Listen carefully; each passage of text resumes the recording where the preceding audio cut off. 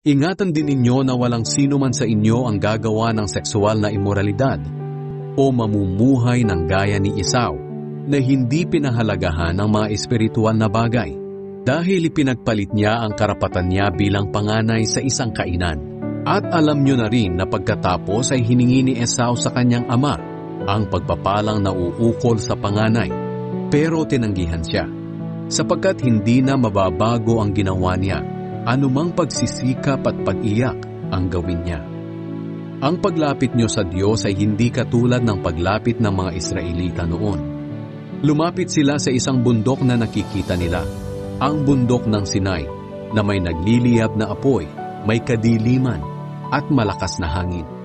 Nakarinig din sila ng tunog ng trumpeta at boses ng nagsasalita, at nang marinig nila ang boses na iyon, nagmakaawa silang huwag na itong magsalita pa sa kanila dahil hindi nila makayanan ang utos na ito.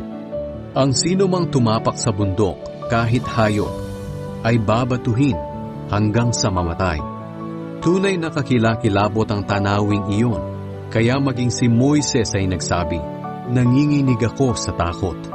Ngunit hindi ganito ang paglapit nyo sa Panginoon.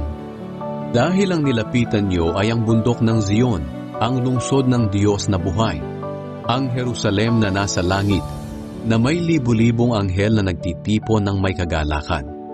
Lumapit kayo sa pagtitipon ng mga itinuturing na mga panganay ng Diyos, na ang mga pangalan nila ay nakasulat sa langit.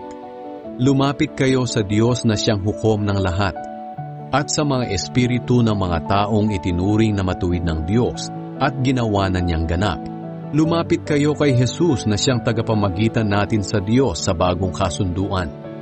Ang kasunduang ito'y pinagtibay ng kanyang dugo, na higit na mabuti kaysa sa dugo ni Abel na humihingi ng katarungan.